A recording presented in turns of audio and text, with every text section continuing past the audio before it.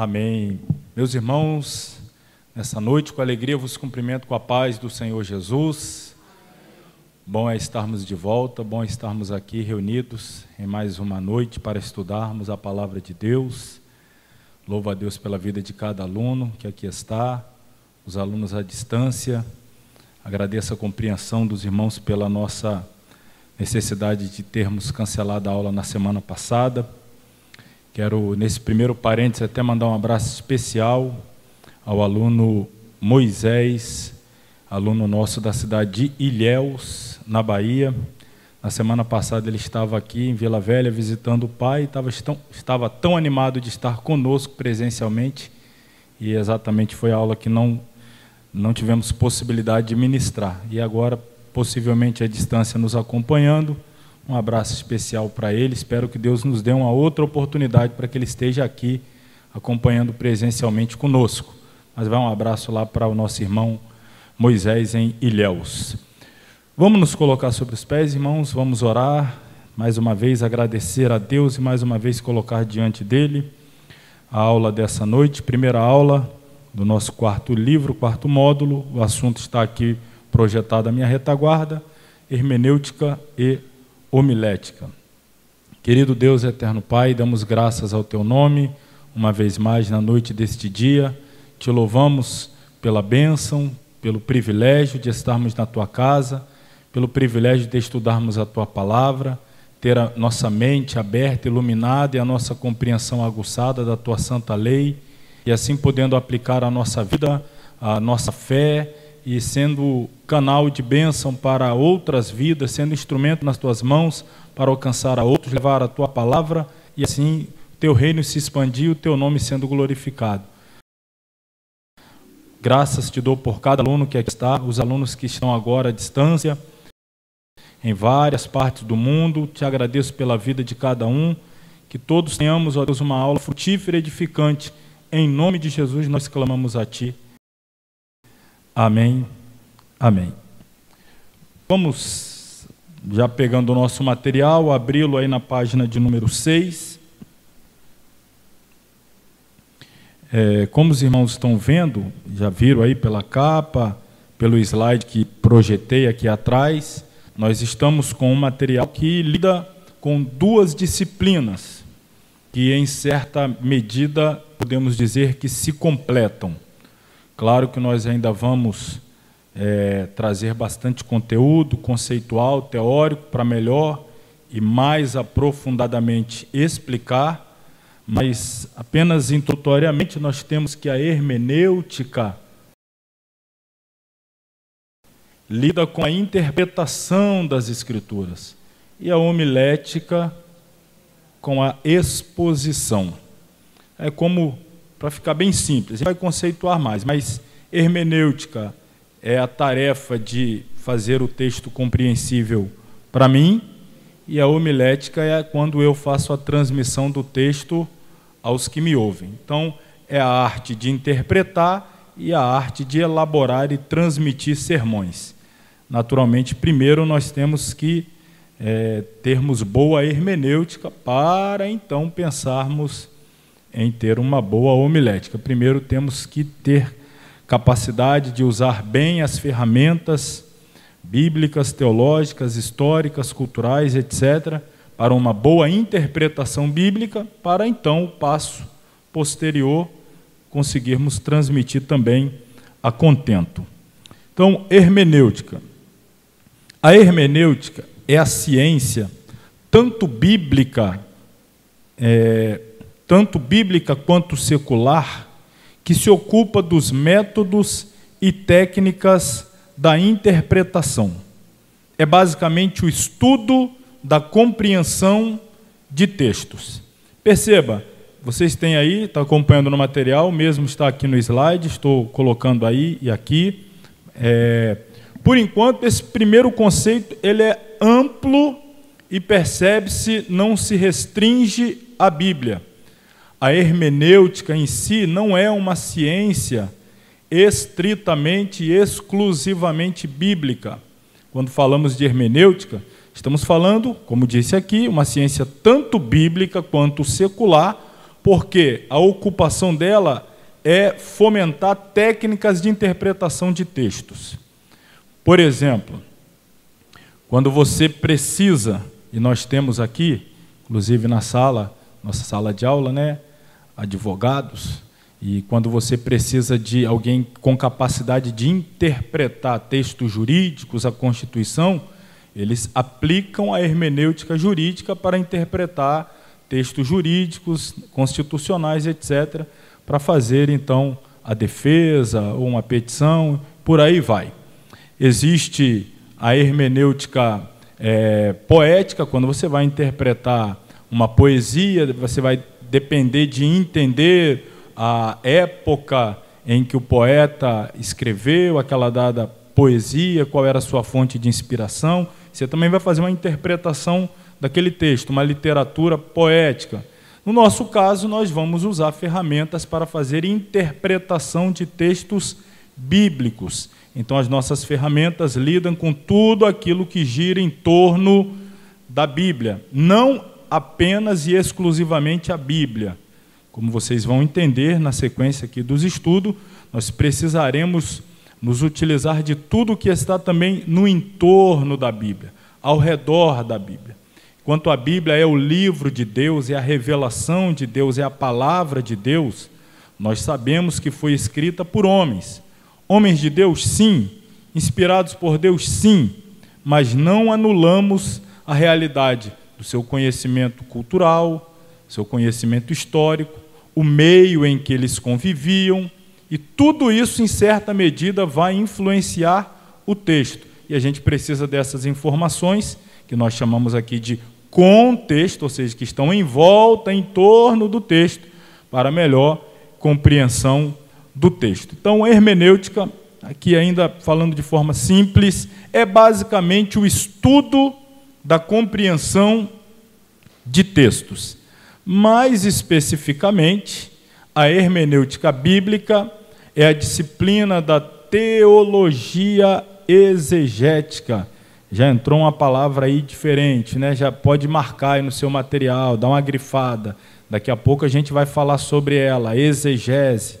Então, a hermenêutica está dentro do campo da teologia exegética, que ensina as regras para interpretar as Escrituras e a maneira de aplicá-las corretamente.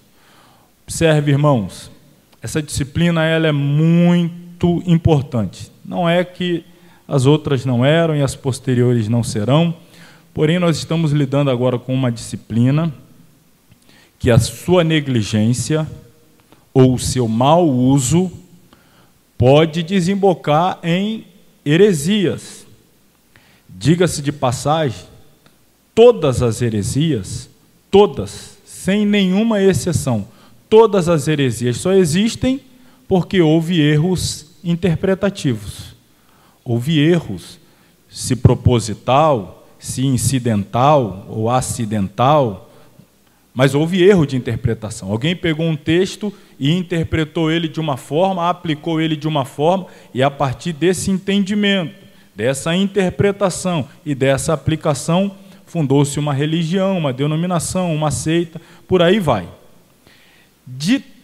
Além de ter dito assim de forma muito ampla e categórica que todas as seitas, sem exceção, elas são fruto de uma hermenêutica incorreta, uma outra afirmação também ampla e contundente eu quero fazer é que todos nós, sem nenhuma exceção, fazemos hermenêutica. Todos nós lemos a Bíblia e queremos interpretar, ainda que seja só para mim. Eu quero entender o que a Bíblia está dizendo para mim. Ainda que você não lide com exposição, pregação, ensino, transmissão, mas você é um estudioso, um leitor da Bíblia e você faz interpretação. Quantos de nós não já, alguma vez, falando da Bíblia, conversando com alguém sobre a Bíblia, dialogando sobre a Bíblia, de forma até informal com alguém, em casa, familiar, esposa, filhos, etc. Você lê um texto simples e disse, olha, aqui nesse texto, a gente percebe que o escritor quis dizer, quando você fala isso, você está fazendo hermenêutica. Ele quis dizer. Você está dando ali a interpretação da intenção do autor, o que ele quis falar, aonde ele quis chegar, qual era o objetivo com aquela escrita. Isso é fazer hermenêutica. Então, todos nós fazemos, todos nós somos intérpretes das Escrituras. Em pequeno, em médio, em grande, em elevado grau, todos nós somos. Aí, mais uma vez, pesa a responsabilidade de fazer o bom uso das ferramentas, das técnicas, para fazermos uma boa hermenêutica. Então, ela está dentro do campo da teologia exegética, daqui a pouco eu trago esse conceito também, que vai nos ensinar como nós utilizarmos bem as regras para interpretar as Escrituras e também a maneira de aplicá-las de forma correta. Vou trazer ainda aqui alguns conceitos de hermenêutica. Aí não está no material, se quiser copiar, tirar foto, enfim. Outro conceito. Hermenêutica é o estudo das leis e princípios de interpretação das Sagradas Escrituras para se chegar ao sentido do texto bíblico. Sempre a gente vai usar essas expressões aqui, ó. Técnicas, métodos, meios, ferramentas, tudo como sinônimo, né? Você vai usar isso. A hermenêutica vai te entregar, vai nos entregar as técnicas, os métodos, as ferramentas, os caminhos das pedras, para você chegar ao objetivo que você, eu, todos nós queremos, que é o quê? Entender o sentido do texto bíblico. Compreender o texto da maneira como Deus quis que ele fosse compreendido.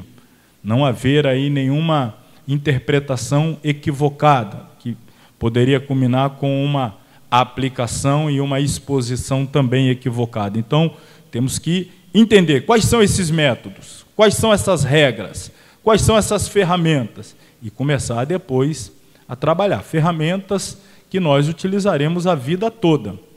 Todo estudante da Bíblia, leitor, depois que se apossa dessas ferramentas, ele jamais deixará de utilizá-las, porque ele está, claro, comprometido em fazer a boa e a salutar interpretação das Escrituras. O termo hermenêutica significa literalmente, olha aí que simples, interpretar. Parece que é uma palavra, quando a gente fala assim, eu sou estudante de hermenêutica, que nome difícil, né? Hermenêutica. Interpretar, interpretação, é fazer o texto ser compreendido nos nossos dias, mais proximamente possível de como ele foi entendido originalmente pelos seus ouvintes ou leitores originais. Ouvintes, né, se nós estamos falando de um texto verbalizado, leitores, se estamos falando de uma carta, por exemplo. Então, hermenêutica, palavra grega, claro, o significado dela é interpretar. Por que é que pegaram esta palavra aí complexa, hermenêutica, e utilizaram ela como, ou traduziram ela como interpretar ou interpretação? Aí eu vou trazer uma informação aqui cultural, tá? Não é uma informação bíblica, mas é uma informação histórica, cultural, da origem dessa expressão hermenêutica e o porquê da sua aplicação dentro desse sentido de interpretar. Então, essa informação cultural acerca da hermenêutica. Hermenêutica deriva do vocábulo grego Hermes. Hermes era um dos inúmeros deuses lá do panteão grego, né, que acreditava em muitas divindades. Tinha Deus para tudo que era coisa, o Deus do sol, o Deus da lua, o Deus da água, o Deus da terra, o Deus do vento, o Deus disso, daquilo, e deusas também para tanta coisa. É a mitologia grega, a gente está falando de cultura grega, história grega. Então essa palavra tem origem dentro do vocábulo grego, Hermes, que era um dos chamados deuses da antiga mitologia grega. E esse era conhecido dentro do panteão da mitologia grega como o porta-voz dos deuses, aquele que se comunicava pelos deuses para com os homens, né? Fazia essa comunicação. Por isso ele era tido como Deus da comunicação, o Deus da mediação entre o mundo dos vivos e dos mortos. apenas uma informação cultural, histórica, cultural, para a gente entender a origem da palavra. Eles acreditavam assim, os gregos antigos, que Hermes, dentro da sua cultura enviesada lá de teologia, muitos deuses, uma panteologia, né? Pan é tudo, quase tudo lá era Deus.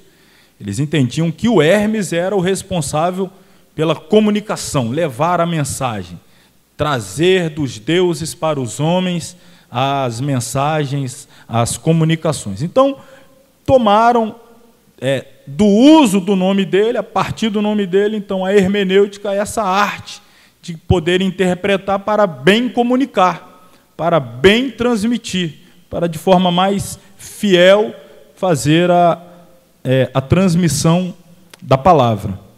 Temos ainda aqui outros conceitos importantes na hermenêutica. Esses outros conceitos estão aí embaixo no parágrafo que se segue. São exegese e eisegese.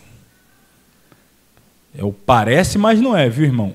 Ex, né, onde é X, né? Ex, você está lendo aí no seu material? Exegese, exegese, e o outro é eisegese. Enquanto a exegese consiste em extrair o significado de um texto qualquer, mediante legítimos métodos de interpretação, a eisegese consiste em injetar em um texto alguma coisa que o intérprete quer que esteja ali, mas que, na verdade, não faz parte do mesmo. Em última instância, quem usa a eisegese força o texto mediante várias manipulações, fazendo com que uma mensagem diga o que, na verdade, não diz. A gente já vai começar a trabalhar aqui, para a gente entender rapidinho, de forma prática, e aí vai facilitar a nossa compreensão. Aqui está a palavra, mais uma vez. Eu disse que a hermenêutica está dentro da teologia exegética. Hermenêutica é interpretar. E exegese está aqui, ó, deriva da junção de dois vocábulos, mais uma vez o grego. O ex é do ek, e o outro zegese é do egeomai. Ek, egeomai, e significa arrancar para fora do texto, extrair. Não é? Lembra da expressão que se usa para dar origem à palavra igreja? É ek, kalel.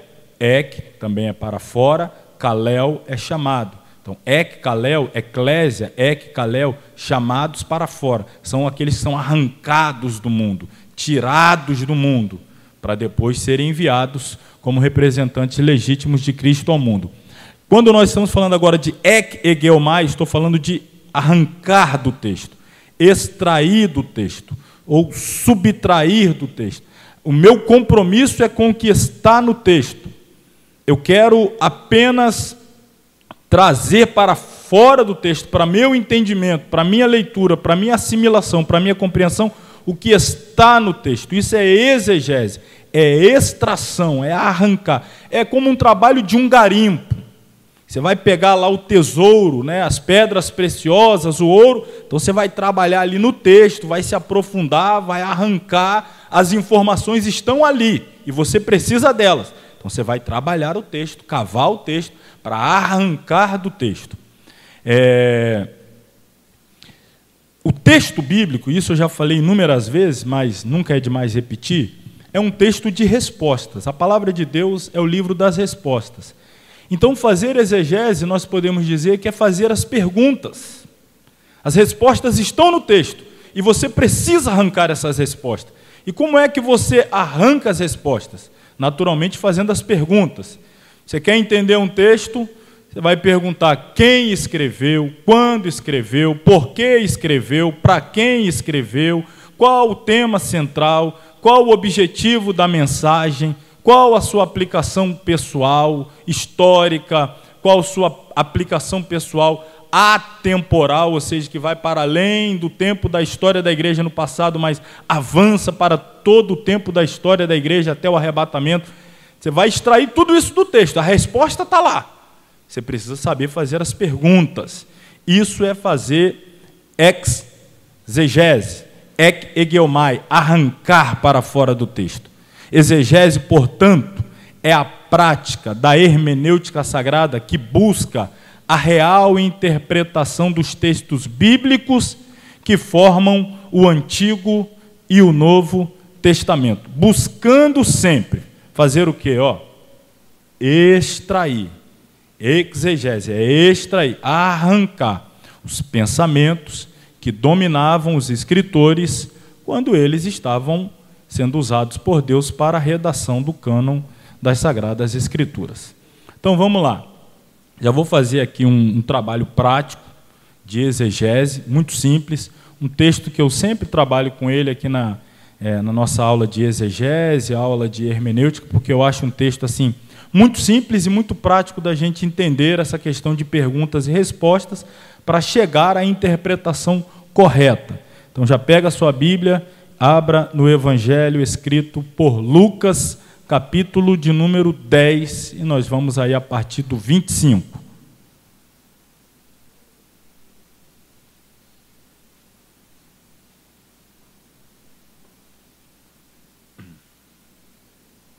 Evangelho de Jesus Cristo, escrito por Lucas,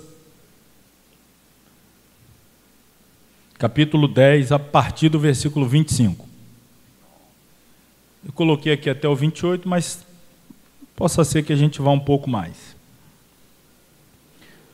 A epígrafe do referido texto traz aí como título o que na sua Bíblia?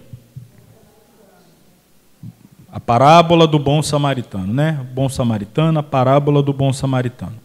Pois bem, então nós já sabemos, de antemão, tratar-se esse texto como um todo. Eu vou te dar agora uma outra expressão, mas depois a gente vai trabalhar com ela um pouquinho mais para frente, é só para antecipar aqui, que é uma expressão que a gente usa chamada perícope. Perícope são recortes do texto. A gente está dentro de um capítulo, capítulo 10, que tem várias histórias. Uma história que começa lá no versículo 1, né, a missão dos 70, e vai mais ou menos até o 24. Aí depois você tem a história do 25 ao 37, depois você tem uma outra história do 38 ao 42. Então você tem um capítulo com várias histórias dentro dele.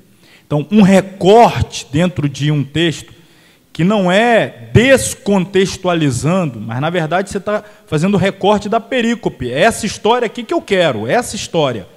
Que começa aqui a parábola do bom samaritano e termina aqui. Então, o nome disso é perícope. É como você está fazendo ali um recorte periférico em torno dessa história, fazendo um retrato dela. É o que nós queremos aqui hoje. Então, a nossa perícope vai do versículo 25 ao versículo 37, porém, a parábola em si, ela vai começar lá no versículo 30.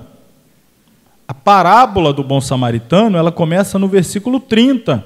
Respondendo, Jesus disse: descia um homem de Jerusalém para Jericó e caiu na mão de... Aqui no versículo 30 começa a parábola.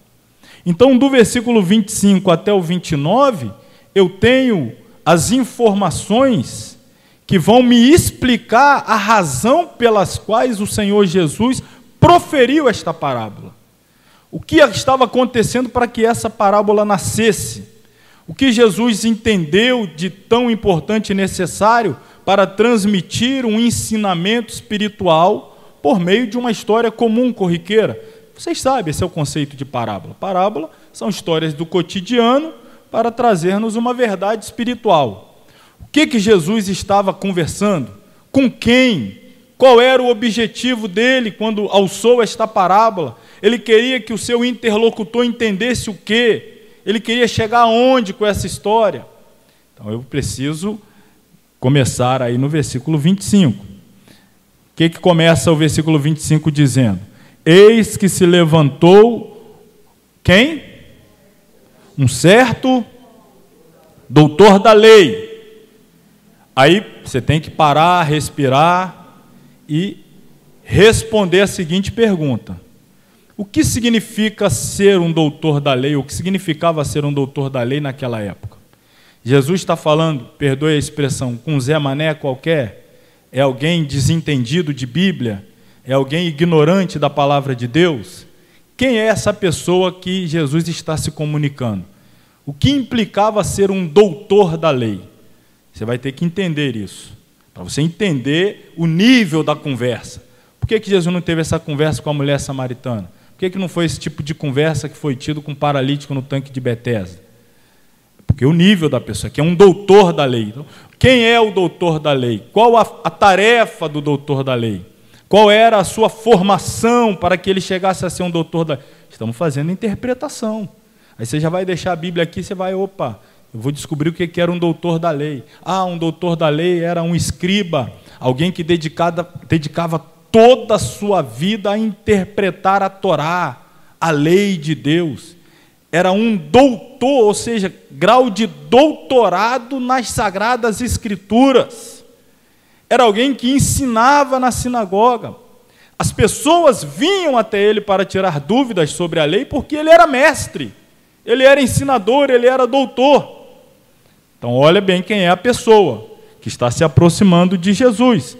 Com qual objetivo que esse doutor da lei chega até Jesus? Fazendo o quê? Tentando, não é isso que está aí? Então já está claro que o objetivo dele não é sincero, não é genuíno. Há segundas intenções que o texto já nos revela. Ele está chegando até Jesus com o objetivo de tentá-lo.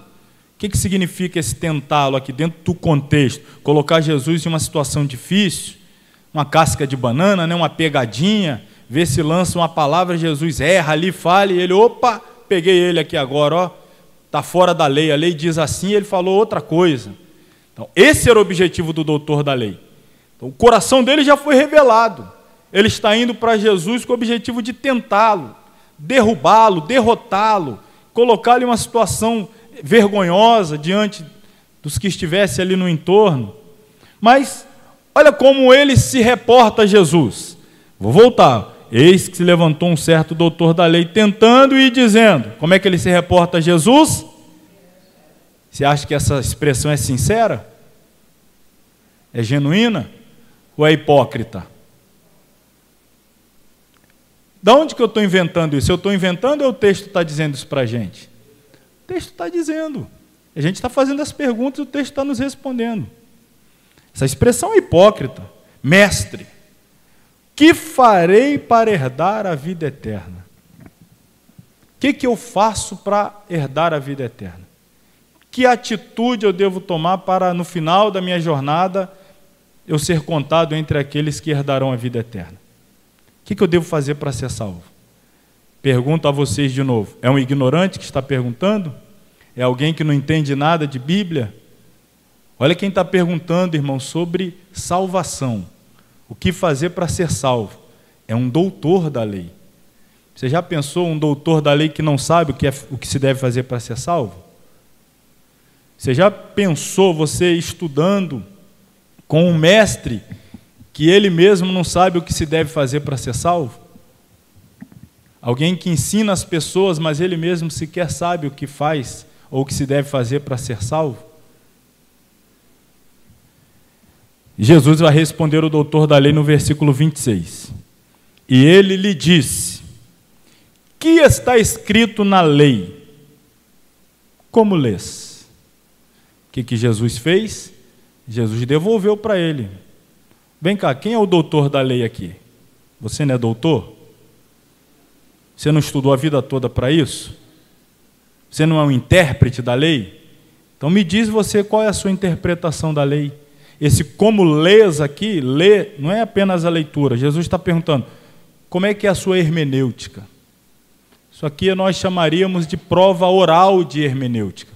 Me diz aí a sua interpretação.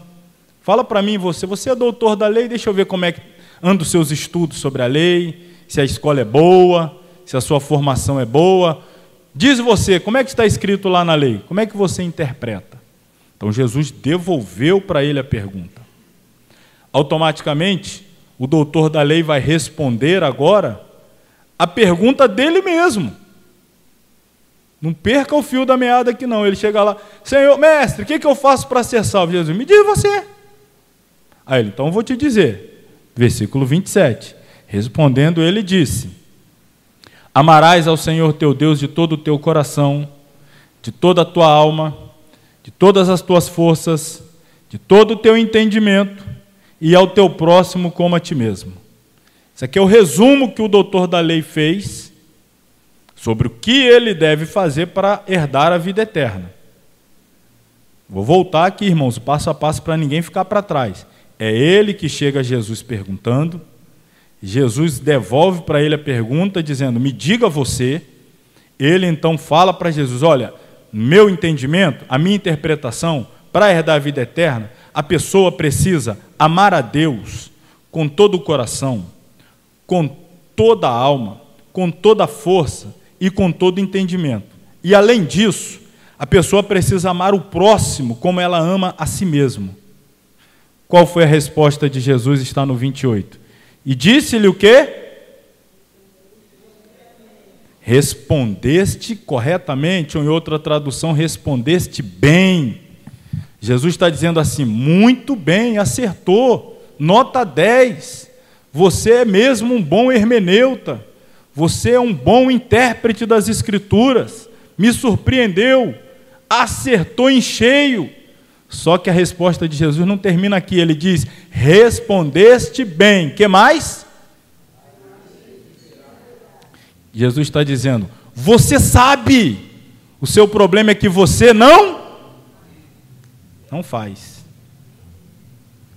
Está tudo no texto. Jesus falou: ó, é isso aí, você vem me perguntando o que deve fazer, eu perguntei para você o que você acha que deve fazer, você me respondeu certinho o que deve fazer.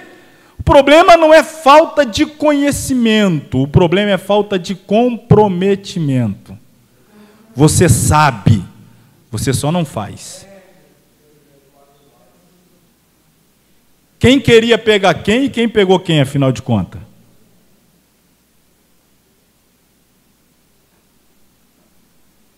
Aí nós então, até agora ninguém falou nada de bom samaritano.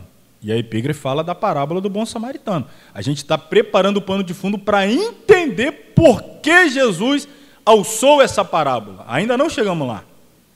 Estamos entendendo a conversa, o diálogo, com quem, onde, quais as circunstâncias, quem era essa pessoa, qual o seu grau de formação, qual era o objetivo dele quando perguntou a Jesus. O texto está dizendo tudo. Era um doutor, veio para tentar Jesus, fez uma pergunta que ele já sabia a resposta, porque o objetivo dele era colocar Jesus em contradição, mas Jesus, águia, já jogou para ele. Quando ele respondeu: aí, você já sabia, seu hipócrita, vem me perguntando que você já sabia.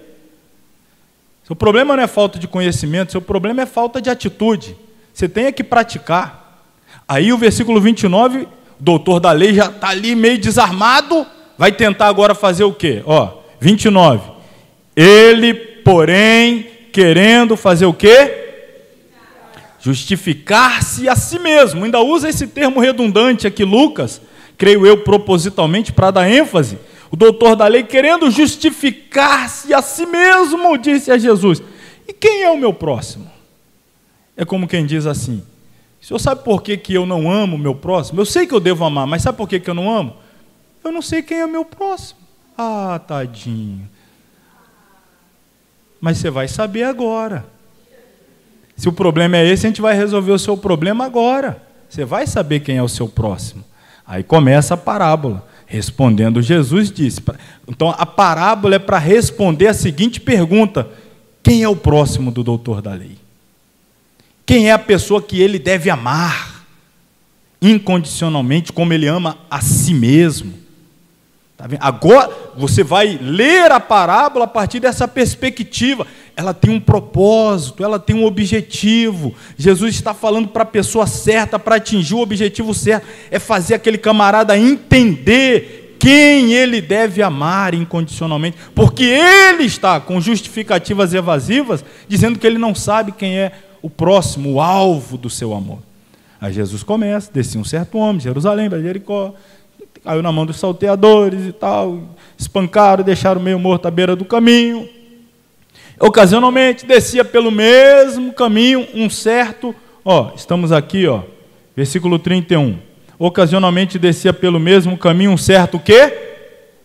Sacerdote. Você acha que a classe de sacerdote é uma classe que representa o doutor da lei?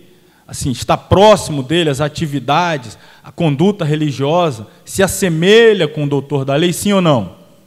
Então, aí Jesus vai falar, olha esse daqui, sacerdote, quando ele passa e ele vê alguém necessitado, ele faz o quê? Ele age como? Passa,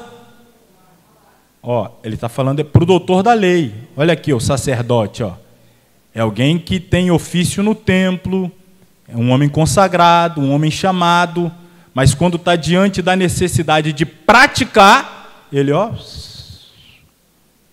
passa de largo. Aí depois veio um levita, e o levita também está próximo, em termos de ofício, de atividades, do doutor da lei, sim ou não? Mesma coisa, quando o levita passa e vê o homem caído, necessitado, ele faz o quê? Passa de largo. Aí de repente vem um samaritano. O que você acha o samaritano em relação ao doutor da lei? Aí você já vai ter que mais uma vez fazer...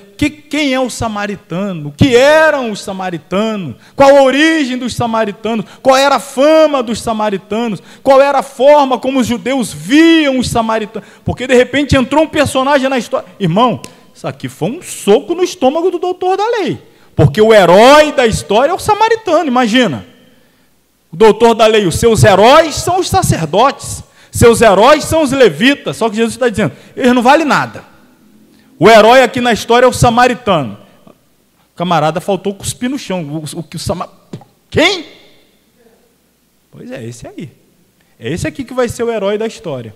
É o samaritano que viu, que chegou perto, que desceu do cavalo, que cuidou da ferida, que levou para a estalagem, que gastou dinheiro do seu próprio bolso, que deu a orientação ao dono da estalagem para continuar cuidando da pessoa, até se certificar de que ele ficasse completamente restabelecido.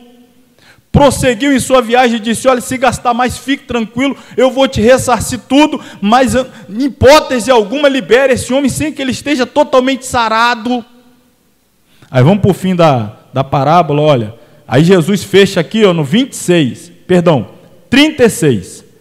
Qual, pois, destes três, te parece que foi o próximo daquele que caiu nas mãos de salteadores? Pergunto a vocês, qual dos três foi o próximo, que agiu com proximidade, com carinho, com amor, com compaixão, que amou ao próximo como a ele mesmo? Qual dos três? Foi quem? Olha a resposta do doutor da lei no 37. Ele disse... Por que ele não falou samaritano? Por que ele não falou o samaritano? Olha como é que ele disse. Deixa aqui eu parafrasear. É como se ele dissesse assim, eu não sei, eu acho que esse aí do final da história, isso que o senhor comentou agora por último aí no final, acho que deve ter sido esse aí, não foi ele, não? Como é que Jesus bateu firme nas raízes da sua religião fajuta, fingida? É que Jesus deu um golpe fatal ali, na sua hipocrisia. Ele nem conseguiu dizer, o samaritano falou, tenho para mim que o que usou de misericórdia para com ele. Disse, pois, Jesus. É como se Jesus voltasse agora ao começo da conversa. Ainda está interessado em herdar a vida eterna, ser salvo? Ainda tem esse interesse ou já desistiu? Não, eu quero. Eu vim aqui para saber isso mesmo. Quer mesmo saber o que você deve fazer? Quero. Jesus disse aqui, então a partir de hoje você imita o samaritano. A partir de hoje seu modelo a ser imitado é o samaritano. E aí? Você acha que ele saiu bem satisfeito com essa pregação do bom samaritano? A gente prega o bom samaritano, mas para a gente é tudo distante, o samaritano, o levita, é tudo, tá glória, o samaritano, que benção. Para a gente é fácil, dar glória a Deus, pular com o samaritano, mas lá eles, Quando Jesus introduziu o samaritano, a casa já caiu ali. O camarada já ficou todo desgostoso, o resto do assunto para ele já... Então você precisa entender, isso é fazer a exegese, você tem que extrair essas informações do texto. Como que isso bateu nos ouvidos daquele ouvinte primário, né? Aquele primeiro ouvinte, no caso aqui o doutor da lei, para depois a gente entender hoje. Eu primeiro preciso entender lá. Daqui a pouco eu vou fazer essa explicação aqui exatamente do lá e cá. É aí onde entra o cruzamento da exegese e a hermenêutica. Mas, antecipo, antes de fazer a aplicação do texto aqui, eu preciso primeiro entendê-lo lá, para depois trazê-lo para cá. Esse é um exemplo de exegese, portanto, acho que ficou aí simples. Você vai fazer sempre esse trabalho. Você vai sempre fazer as perguntas para o texto. As respostas estão aonde? Você vai extrair da onde? Então você tem que aprender a fazer as perguntas. O contrário da exegese é exatamente a eisegese. É a introdução no texto, né? É empurrar no texto, é torcer o texto para fazer o texto dizer o que ele não está dizendo. Então, consiste em injetar em um texto alguma coisa que o intérprete, né, quer que esteja ali, mas que, na verdade, não faz parte do texto. Quer um exemplo de exegese? Vou te mostrar quem é o maior de todos os exegetas que já existiu e existe e existirá. Mateus 4. Abra lá em Mateus 4, versículos 5 a 7.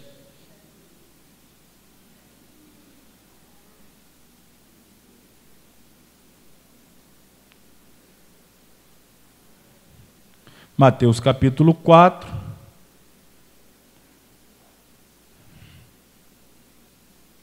Sua epígrafe já diz aí, o episódio trata de qual assunto?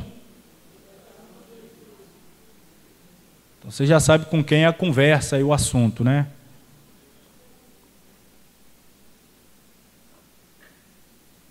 Versículo 5.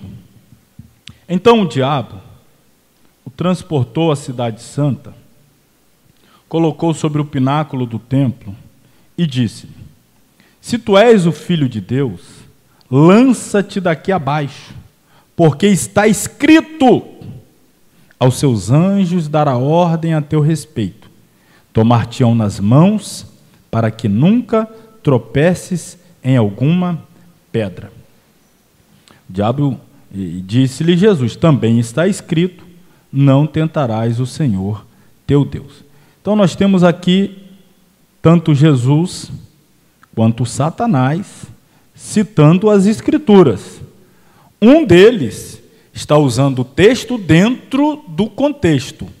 Outro está usando o texto fora do contexto. Você já sabe quem é que está usando fora do contexto, torcendo o texto, é claro. Vamos de novo à expressão usada por Satanás. Ele disse assim, ó: lança-te daqui abaixo, porque está escrito: aos seus anjos dará ordem a teu respeito, tomar-te-ão nas mãos, para que nunca tropeces em alguma pedra. Pergunto a vocês, onde isso está escrito? Está escrito em algum lugar na Bíblia? Você lembra de algum texto que fale sobre isso?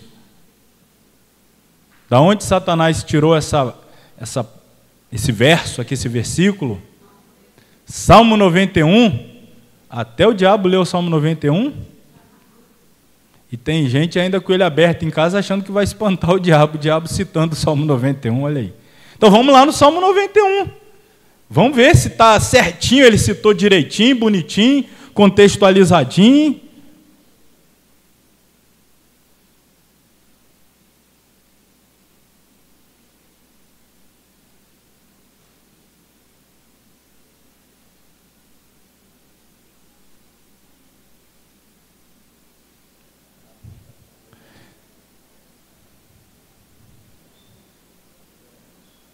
Salmo 91, versículo de número 11. Todos estão com a Bíblia aberta aí? Porque aos seus anjos dará ordem a teu respeito, para te guardarem Aonde? Em todos os teus caminhos. Esses teus caminhos aqui são os caminhos de Deus. Está dizendo que Deus dará ordem aos anjos para nos guardar enquanto nós estivermos andando nos caminhos dele. Uma vez andando nos caminhos de Deus, Deus dará ordem aos anjos a nosso respeito para nos guardarem em todos os caminhos. Satanás, ele cita aqui dizendo: se tu és o Filho de Deus, lança, porque está escrito: aos anjos dará ordem a teu respeito, tomar-te-ão pelas mãos, para que nunca tropeces em alguma pedra. E a história de guardar nos caminhos do Senhor? Porque, irmãos, veja bem, quem foi que conduziu Jesus ao deserto para ser tentado? Quem foi? Logo, o objetivo claro de Deus para Jesus era que ele estivesse ali. O Espírito conduziu àquele lugar. O Espírito levou àquele lugar. Era para ele estar ali. Ele está na direção do Espírito. Satanás está propondo que ele saia. E ainda está dizendo: saia e fique tranquilo, porque você tem promessa. Ele vai te guardar e você não vai tropeçar e mal nenhum vai te acontecer.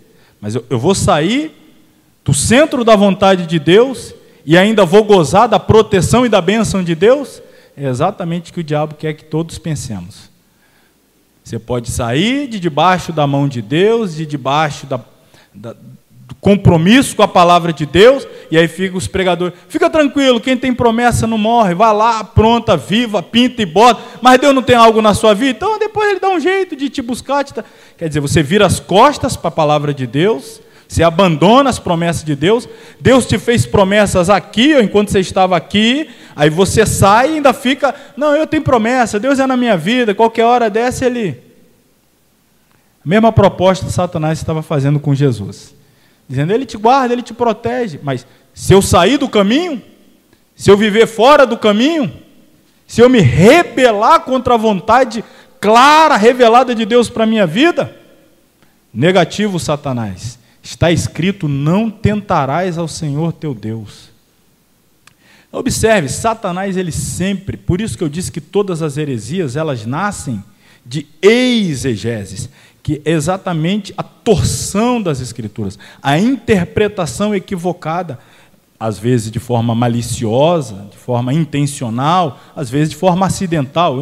Quem sou eu para dizer? Deus é quem sabe, mas muitas vezes é pura malícia mesmo, é pura deturpação, é pura manipulação. Vou te dar um exemplo. Isso já tem bastante tempo. Estava aquelas madrugadas sem sono, mas tem tempo, ainda assistia TV nessa época. Aí estava lá assistindo esses programas evangélicos de madrugada, lá, Universal, não sei quem, vendo lá alguma coisa ali, né? Aí estou vendo lá um desses dias lá que o pastor lá estava propondo uns desafios, o pessoal trazer umas ofertas grandes, colocar lá no altar e tal, e vai usando os textos e torcendo daqui e de lá. Aí, em determinado momento, ele pegou e disse: olha, irmão, o poder da sua oferta é tão grande o poder no mundo espiritual da sua oferta, que é maior, inclusive, que a sua comunhão com o seu irmão. Pensei, onde que ele quer chegar com essa história? Ele está construindo um caminho, né? Para você ter ideia, irmão, você pode chegar aqui no altar. Se você trouxer a sua oferta, e aqui no altar você lembrar que você está de mal, brigado com seu irmão, o que a palavra diz? Deixa aqui a tua oferta, vá lá te consertar com ele, porque caso dê ruim você não se consertar, já deixou a oferta aqui, se não conseguir lá depois, ó, deixa aqui a tua oferta, irmão, não leva, deixa aqui a tua oferta, vá atrás dele lá na China, na Conchinchina, onde ele estiver, mas deixa aqui a tua oferta. Vá lá, se conserta com ele, depois você volta, se quiser, não quiser também não tem problema, deixa aqui a tua oferta. Você vê a pessoa forçando o texto para dizer o que ele quer que o texto diga.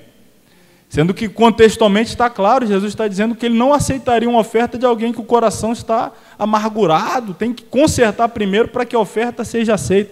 O cidadão ali, não, comigo não tem essa não, deixa a oferta aqui. Por aí vai, não foi exatamente uma exegese proposta pela serpente que conduziu Eva ao erro? Como é que foi mesmo que Deus disse, Eva? Não foi assim, é bem assim não. Você sabia que na verdade o que Deus queria dizer, olha a serpente fazendo exegese. O que Deus na verdade queria dizer era que, era isso, então sendo assim, sim. Aí o exegeta, mais uma vez, exegeta, torcendo o texto. E toda vez que o texto é torcido, irmãos, ao invés de vida, a morte. Ao invés de bênção, a maldição. As pessoas, elas recebem textos distorcidos, forçados, né? Exegese de pregadores, eles estão por aí, assumindo púlpitos das igrejas, pregando em congressos, viajando, etc, etc. Por que eles têm espaço? Porque a maioria do povo não confere as escrituras para saber se o que ele está dizendo condiz ou não. Fica por aquilo mesmo. Ele fala lá e ninguém vai atrás de conferir se está certo, se não está. De vez em quando você encontra com alguém que diz, rapaz, eu ouvi uma pregação aí, tem uns 2, 3 anos, até hoje eu não engoli aquela mensagem, mas também até hoje não foi para a Bíblia conferir se estava certo ou não, só ficou assim mesmo.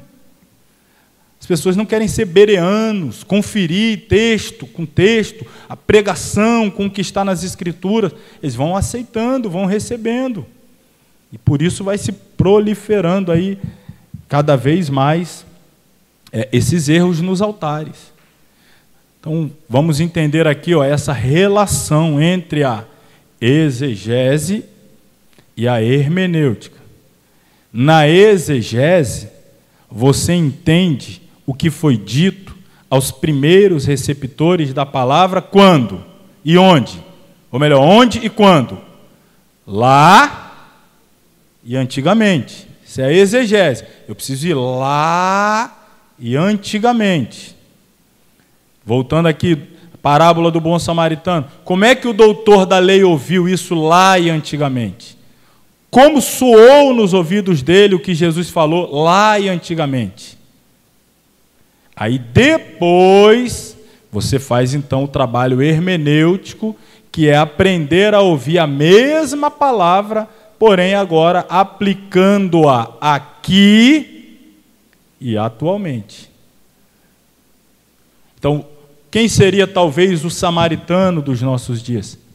Talvez o samaritano dos nossos dias seria alguém marginalizado aí da sociedade, alguém na sarjeta aí, alguém que está entregue talvez às drogas, ao crime. Você, não, isso aí não tem jeito e tal. Aí Jesus vai lá, salva, recupera e traz essa pessoa, e alguém ainda fica meio, mas espera aí, eu sou crente desde que eu nasci, eu sou dessa igreja aqui há 40 anos, camarada chegou aí agora e Deus já está usando assim, não aceito isso não.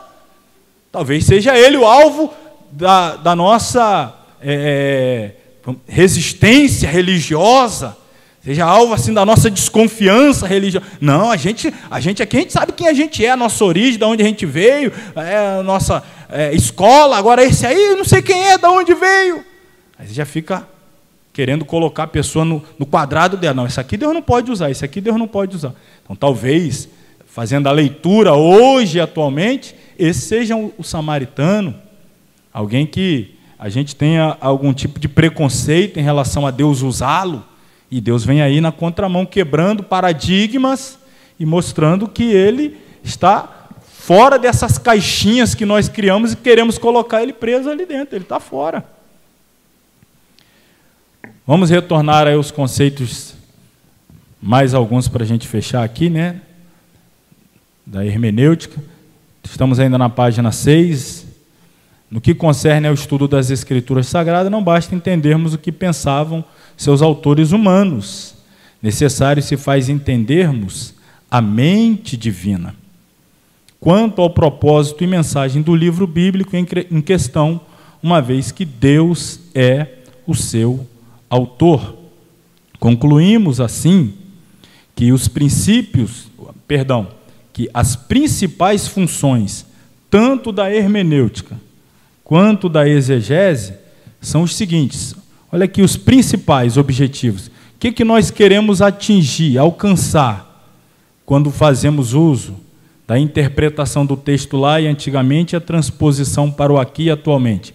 Nós queremos traduzir o texto original, tornando-o compreensível em língua vernácula. O que é a língua vernácula? É a língua que é falada no nosso país, quase a língua portuguesa. Quem está fazendo isso em um país de língua inglesa, assim, outro de língua francesa, por aí vai. Então, é esse transporte lá do hebraico, do aramaico, do grego, e fazê-lo entendido aqui em língua local, vernacular. Compreender o sentido do texto dentro do seu ambiente histórico, cultural, que a gente fez aqui agora, dentro daquele contexto histórico e cultural. Qual era o sentido? Léxico, sintática, já tem a ver com a formação das palavras. Por que Jesus usou essa palavra, essa e não aquela? Então, é um estudo mais detalhado da língua mesmo, um estudo semântico das palavras. Explicar o verdadeiro sentido do texto em todas as dimensões possíveis, esse é o objetivo. Quando a gente faz hermenêutica, é a gente ampliar o texto para poder explicá-lo dentro de todas as suas dimensões, tornar a mensagem das Escrituras inteligível, compreensível ao homem moderno, ao homem dos nossos dias, e, finalmente, conduzir a Cristo. Toda tarefa hermenêutica, exegética, é uma tarefa de levar as pessoas a Cristo, a converterem-se a Cristo, a aceitarem como Salvador a pessoa bendita do Senhor Jesus Cristo. Então, às vezes, tem gente que faz boa exegese, lembrando mais uma vez, e lida com trabalhar o texto lá, e antigamente a pessoa é profunda em explicar, mas às vezes ele termina o sermão lá, não traz para cá, não faz a aplicação aqui. As pessoas ficam assim, meu Deus, olha que tremendo, olha, era assim mesmo lá, a cidade de Éfeso, de Colosso, a cidade de Pérgamo, de Tiatira, era essa cultura, era esse tipo de divindade que era adorada, era assim que era a riqueza da cidade. Ele te dá essas informações tudinho, e aí termina o sermão, você sabendo onde ficava a cidade, edificada sobre o quê, quem eram os principais fundadores, qual era a principal riqueza, qual rio cortava a cidade, quem foi que lutou contra ela, derrotou. Amém. Agradeço a oportunidade, que a graça e a paz fiquem. Meu Deus, eu vou para casa só sabendo o nome do rio, quem derrotou a cidade, mas e aqui, atualmente? Então, às vezes, tem que ter cuidado para não ficar muito lá e esquecer de trazer a aplicação para os nossos dias. É fundamental fazer essa transposição do lá para cá. Para a gente fechar essa introdução aí, vamos aos princípios de interpretação. Princípios. Dentre muitos princípios de interpretação, destacamos aí os seguintes. Primeiro princípio de interpretação bíblica. Irmão, essa é a regra número 1. Number one. Tenha em mente que a Bíblia interpreta a si mesma. A Bíblia pergunta, a Bíblia responde.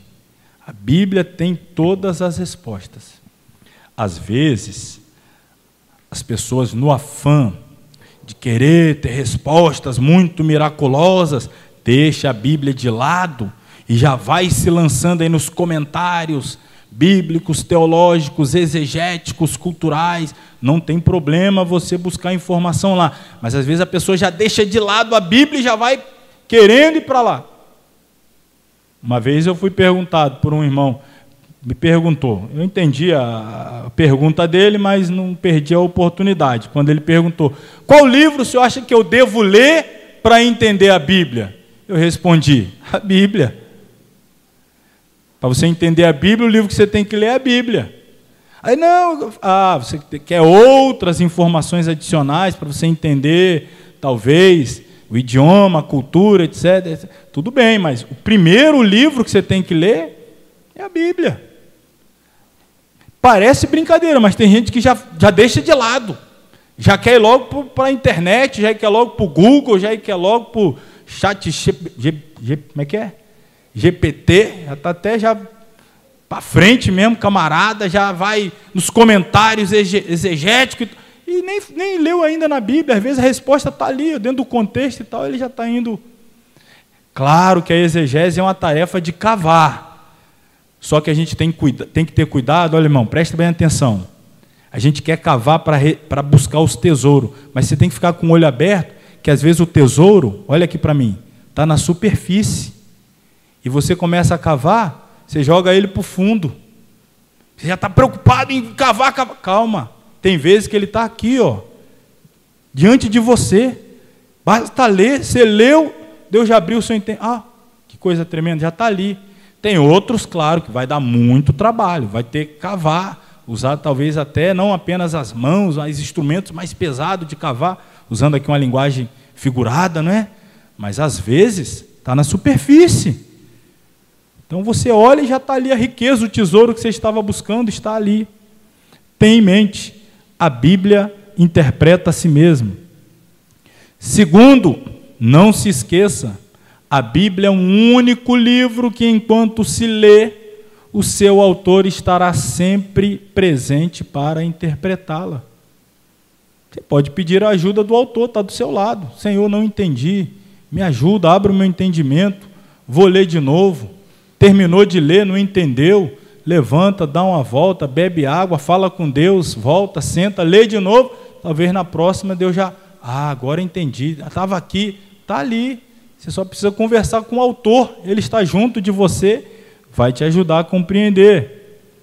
Terceiro princípio, estude a palavra de Deus partindo do princípio de que ela é a autoridade suprema de fé e doutrina. O que significa isso? Não vá para a Bíblia com preconceitos. Às vezes a pessoa já tem seu próprio conceito pré-determinado, pré-definido. E aí a Bíblia vem e diz outra coisa, ela fica brigando com a Bíblia. Não, mas eu não aprendi assim. Quando eu era criança eu não ouvia assim. Os meus professores lá atrás não me ensinaram assim. Talvez eles tiveram dificuldade a seu tempo de entender o que está na Bíblia. Você precisa ir para a Bíblia desarmado de preconceitos, deixar a Bíblia falar. Muita coisa que eu ouvi e aceitava como verdade absoluta, quando eu li o texto, eu falei, mas peraí, o texto está falando outra coisa. E agora? Vou ficar com o texto ou com o que eu ouvi? Com todo o respeito que eu possa ter a quem quer que tenha sido meu mestre, meu professor no passado. Mas agora o texto está dizendo, e eu estou diante do texto. Então, a Bíblia é a autoridade final. Ela é a última palavra.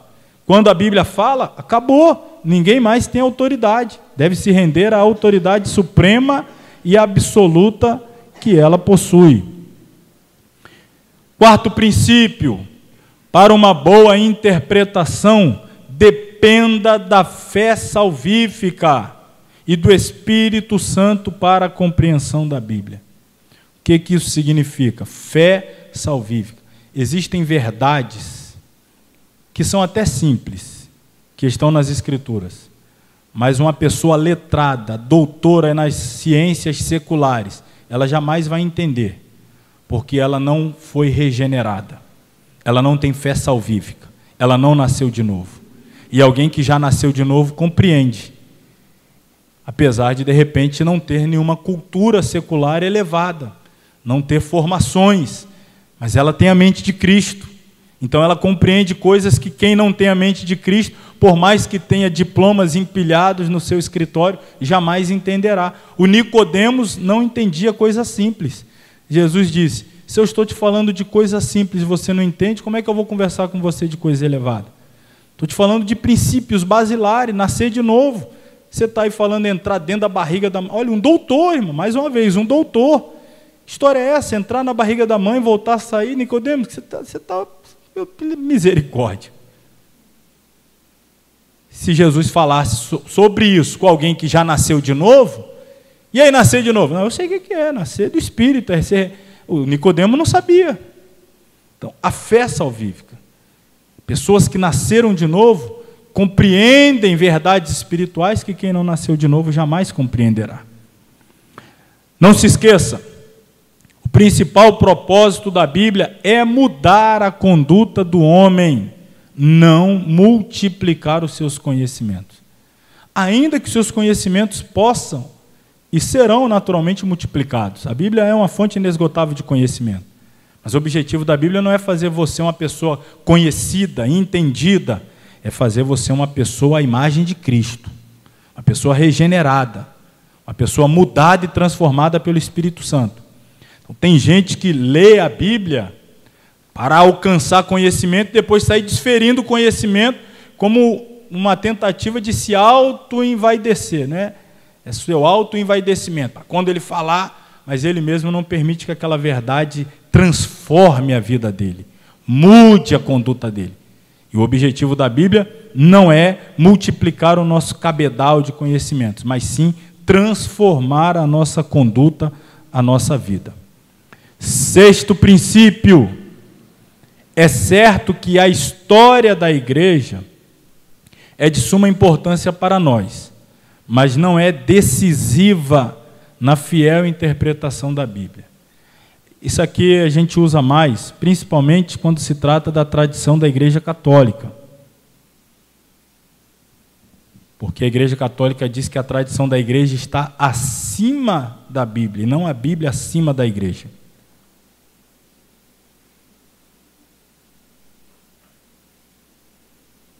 Segundo eles, a Igreja tem autoridade sobre a Bíblia, e não a Bíblia autoridade sobre a Igreja.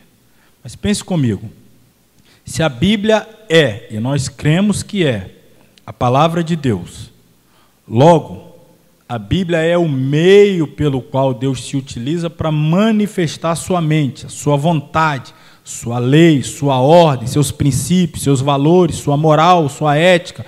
É Deus verbalizando ao homem por intermédio da Bíblia, a sua palavra. Se a igreja tem autoridade sobre a Bíblia, logo a igreja tem autoridade sobre Deus.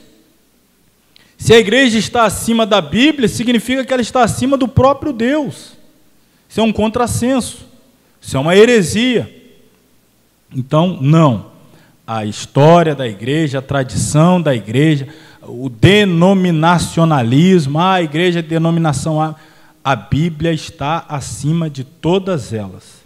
A Bíblia é a palavra final, decisiva e última. Sétimo e último princípio desses aqui elencados, importante se lembrar também que as suas experiências pessoais, não servem para interpretar a Bíblia. No entanto, a Bíblia é eficaz na interpretação de suas experiências.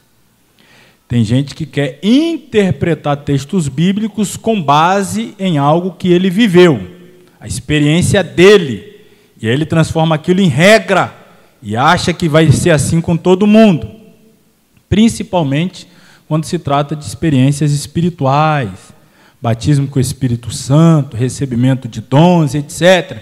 Aí a pessoa vai lá, olha, irmão, quando eu fui batizado com o Espírito Santo, eu orei e jejuei 3 dias, subi um monte, 3 da manhã, orei de 3 às 4, descalço com a cara no pó, chovendo, e aí no final Jesus me batizou. Se você quiser, 3 dias orando de 3 da manhã, num monte, descalço, né? Porque é assim, aconteceu comigo assim, vai ser com todo mundo assim. Ele quer transformar a experiência pessoal dele em uma norma, em uma regra. Não, a Bíblia vai explicar a experiência dele. Por que aconteceu com ele assim? Por causa da soberania de Deus, porque Deus age com cada um como quer, trata da forma que quer. Enfim, a Bíblia sempre terá as respostas para todas as minhas experiências espirituais. Mas as minhas experiências espirituais, elas não são critério para interpretar textos bíblicos. Por isso que a minha experiência tem que se submeter à Bíblia. Se não se submeter, se não passar pelo crivo, não vale nada. A Bíblia permanece. Ela é a palavra última, ela é a palavra final. Isso é tão sério, irmãos, que as pessoas hoje confundem quando alguém profetiza, e tem que profetizar mesmo, se Deus está usando, e Deus usa, nós cremos na atualidade dos dons, mas a orientação bíblica é que quando alguém profetize, a igreja ouça para poder julgar. a profecia. Tem que julgar a profecia. Mas como assim julgar a profecia? Pelo crivo da palavra. Se a mensagem profética proferida bateu de frente com a Bíblia, você vai ficar com a profecia ou com a Bíblia?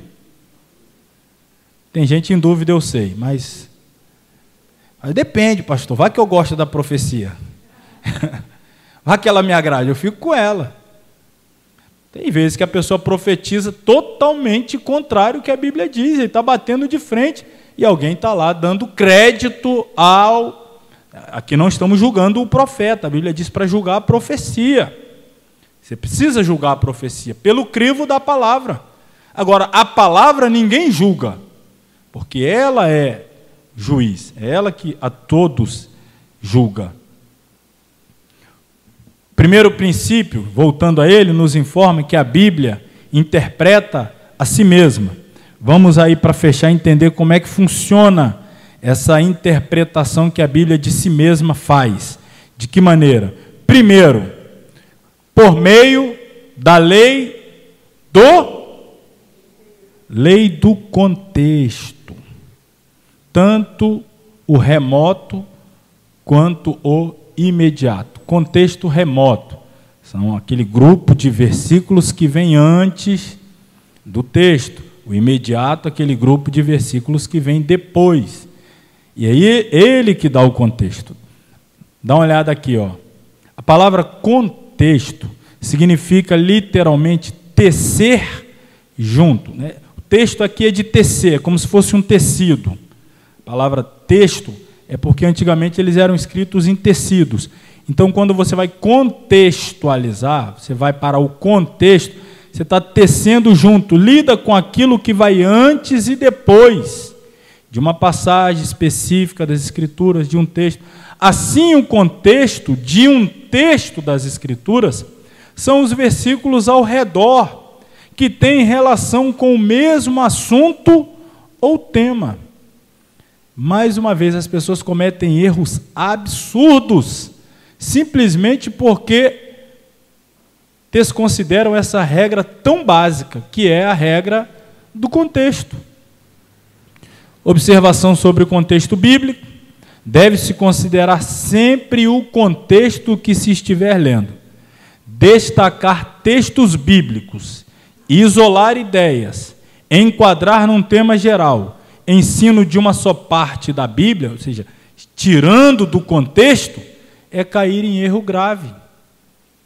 Poderia citar aqui vários exemplos, eu vou citar um. Abra sua Bíblia em Isaías 41.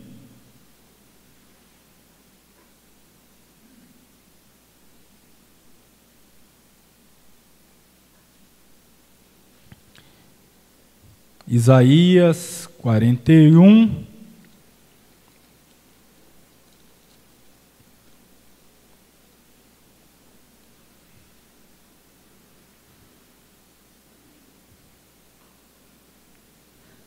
Versículo 6. Isaías 41, 6. Diz assim: um ao outro ajudou e ao seu companheiro disse... Muito bem, vou de novo aí. Um ao outro ajudou, e ao seu companheiro disse: esforça-te. Vamos ao contexto. Retroceda aí lá na epígrafe, embora não seja inspirada, mas para a gente entender do que esse texto se trata. O que a epígrafe na sua Bíblia fala?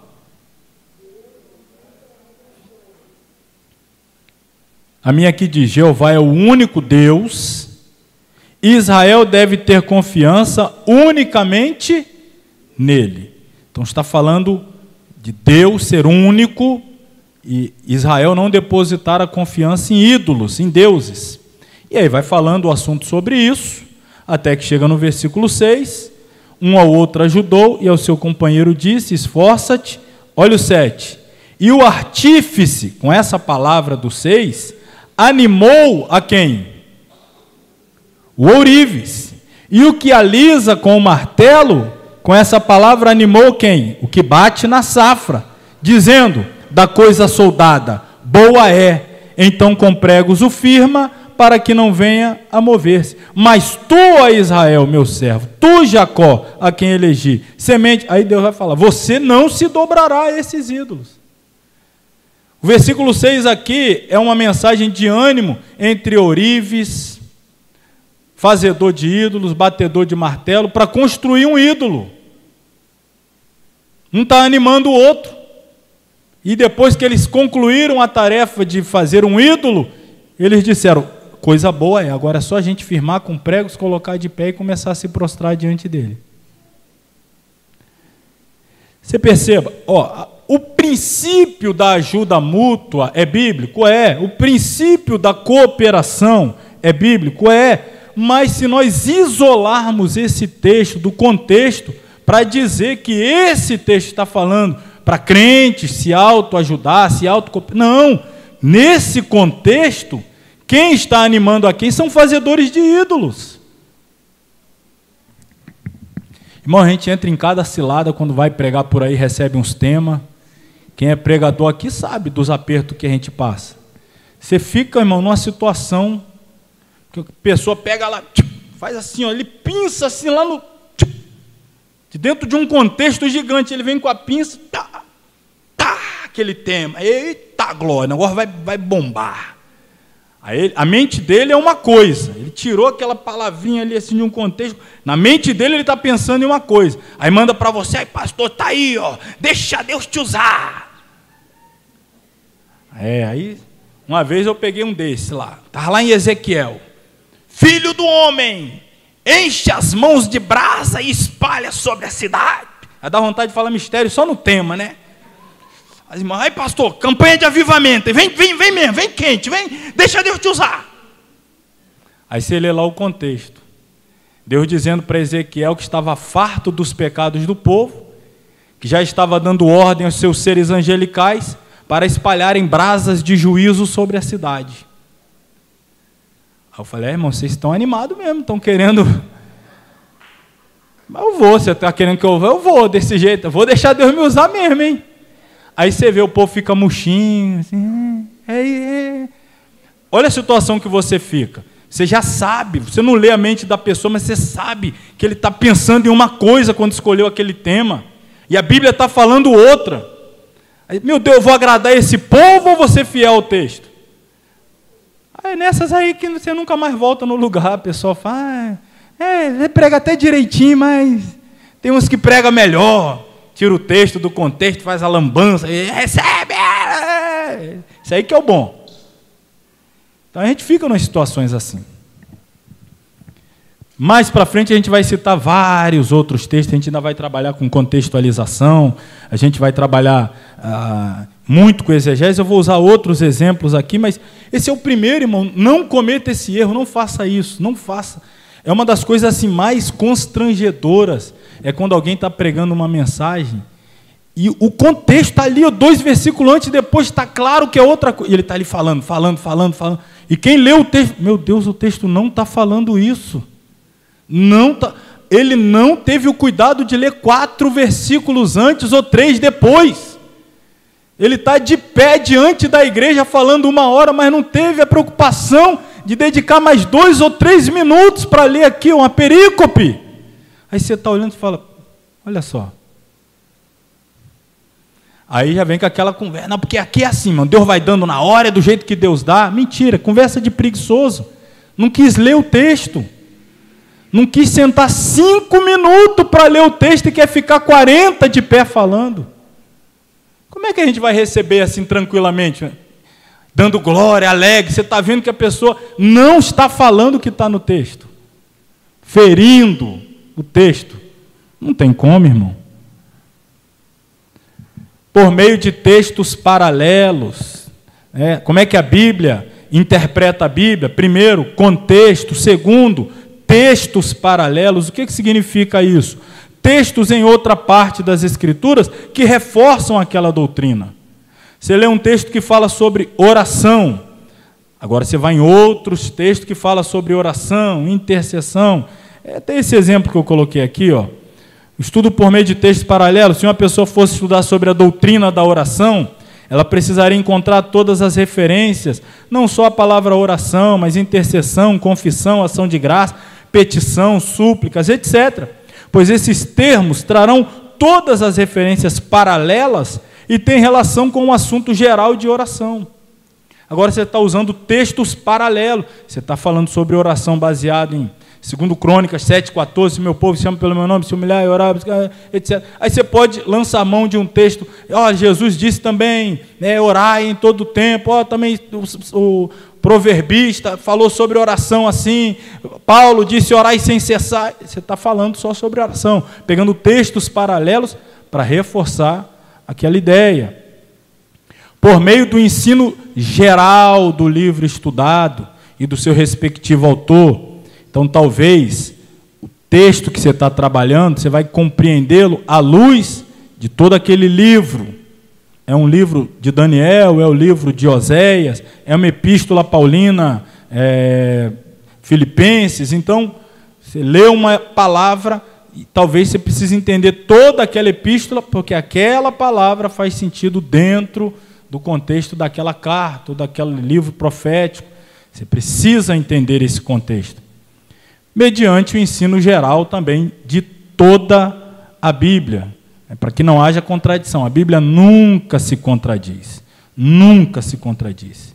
A gente tem que ter a humildade para entender o seguinte: quando parecer, porque a Bíblia nunca se contradiz, quando parecer que há contradição na Bíblia, eu tenho que aceitar que, na verdade, está faltando compreensão da minha parte.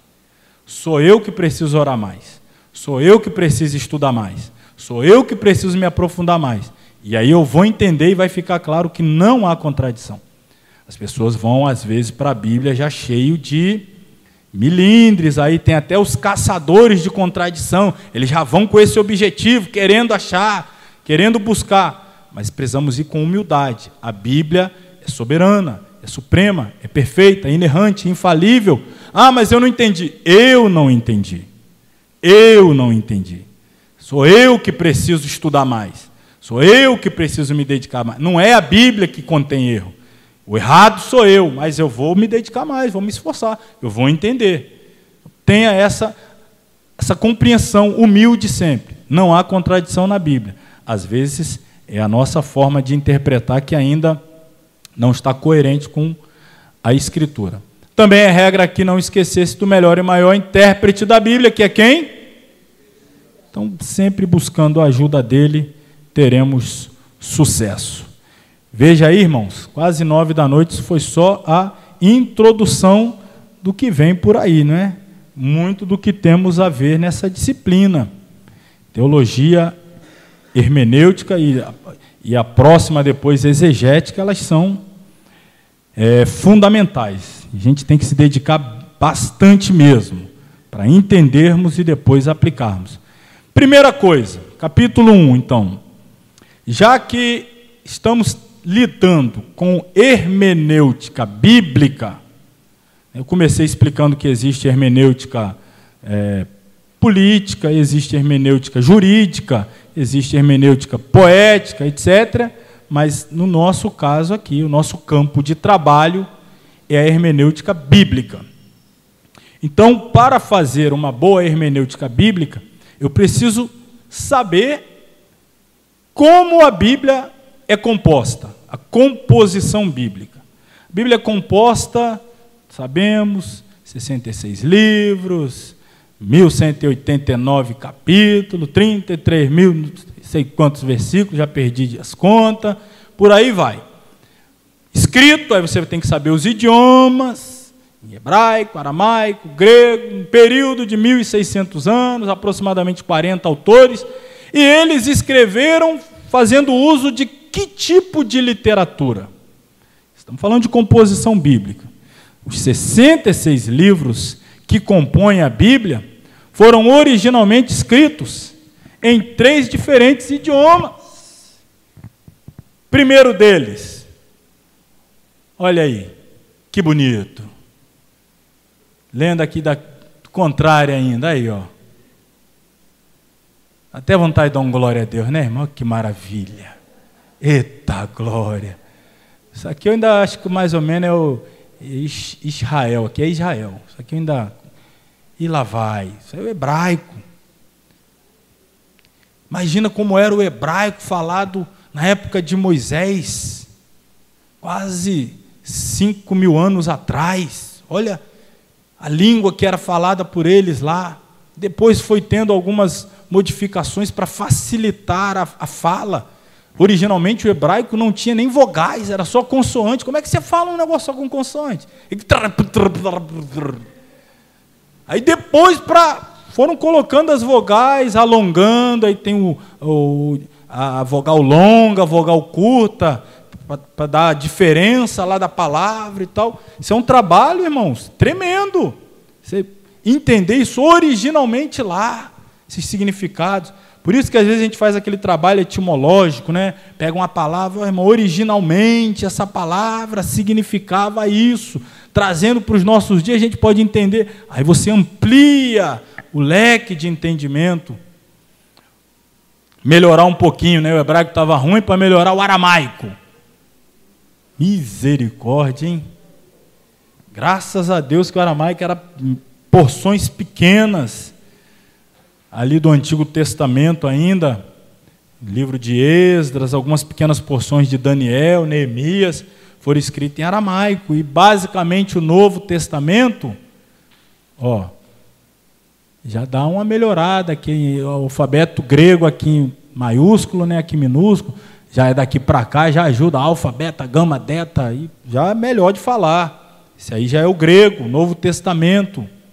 Então, composição bíblica, 3 idiomas distintos, 1.600 anos de intervalo entre a escrita do primeiro livro, Gênesis, ou Jó, e o último livro, Apocalipse. 40 autores aproximadamente, apenas um era grego, a saber, Lucas. Todos os demais, a cultura deles era uma cultura hebreia, judaica. Pessoas, de vez em quando você está lendo um livro que foi escrito por alguém que vivia no palácio, um Isaías. Depois você está lendo um livro escrito por um camponês que cuidava de gado, o Amós. Tem hora que você está lendo uma epístola escrita por uma das mentes mais brilhantes da história da humanidade, o apóstolo Paulo, dotado de uma sabedoria inigualável, mas do ladinho está a carta do analfabeto Pedro, analfa de pai, beta de mãe, mas também foi usado por Deus. Está lá. Você tem que entender, as pessoas tinham conhecimentos diversificados e Deus usou a cada um dentro da sua capacitação. Deus deu a cada um a missão dentro da sua capacidade. Você precisa considerar isso. Por que o Isaías escreveu essa palavra e não o Amós, né? Para fazer assim. É porque esse daqui é um letrado, era de linhagem real, formado dentro do palácio, como Moisés. O outro não, era um camponês, a formação dele era mais rústica. Isso tudo é para nós entendermos a composição bíblica. A linguagem bíblica, a composição das palavras deve comunicar pensamentos. Por isto, Deus deu a linguagem ao homem como meio de expressão. Com a linguagem vem a ordem, a organização, os princípios que tornam possível a comunicação. Apesar das línguas diferirem, todas seguem uma ordem como meios de expressão e de comunicação. Antes de tudo, precisamos entender que o Espírito Santo não apenas inspirou as Escrituras, mas que também usou a linguagem, o vocabulário e o gênero literário próprio à época e a cada escritor que as escreveram. O Espírito Santo sempre levou isso em consideração. A época, quem era o escritor, a pessoa que estava sendo utilizada, quem era o público-alvo primário, interessante, eram os primeiros ouvintes entenderem. Depois, irmão, a gente está aqui, há um hiato, há um abismo histórico, cultural. A gente vai falar desses abismos, principalmente teologia exegética. A gente vive um gigantesco abismo histórico, cultural. E a gente precisa transpor esse abismo para trazer a mensagem de lá, de uma cultura oriental do século XV a.C., e você entender uma cultura do homem do século XXI. Olha que loucura. Como é que um homem do século XV a.C., lá no Oriente, no meio das paragens lá da Palestina, entendia? Como é que um homem do século XXI, morando nas grandes capitais, aí, das grandes megalópolis do mundo moderno, vai entender essa mesma mensagem? Isso é um abismo cultural, histórico, geográfico, a geografia de lá, da geografia de cá. Tudo isso são desafios que o hermeneuta, o exegeta, precisa encarar. Tinha de ser assim, pois o Espírito Santo estava comunicando verdades que ele tinha interesse que fossem conhecidas, primeiramente pelos que a lessem e ouvissem. O público-alvo primário eram eles. Depois, bem depois, a gente, irmão, muito depois. Então, o público-alvo primário é eles. A gente precisa conseguir ouvir com os ouvidos do público-alvo primário. A gente tem que chegar o mais perto deles, tanto quanto possível for. Por isso, que aí você precisa estudar a cultura, a história, a geografia da região, da época, para você se aproximar daquele homem, daquele cidadão daquela época, para você conseguir ouvir com os ouvidos dele, na realidade dele, social, cultural, etc., etc. Todos os escritores, tanto do Antigo quanto do Novo Testamento, escreveram plenamente conscientes de que estavam escrevendo alguma coisa para ser comunicada. Quando você escreve, é natural esperar ser compreendido por quem o lê. Por isso, existem princípios de organização e composição simples que devem ser conhecidos. Princípios que cooperam com clareza e compreensão daquilo que escrevemos. Para fazer alguém compreender o que estamos dizendo, podemos fazê-lo de diferentes maneiras. Podemos usar todos os princípios de redação se realmente quisermos convencer alguém da importância das nossas palavras. E aí os escritores bíblicos fizeram isso. Eles usaram exatamente todos os recursos que estavam à disposição deles à sua época. Eles avisaram, simplificaram, repetiram, fizeram comparações, relacionaram verdade com verdade e assim por diante. Usaram símiles, usaram parábolas, usaram hipérboles, usaram onomatopeia. Lembra disso aí quando estudamos lá português?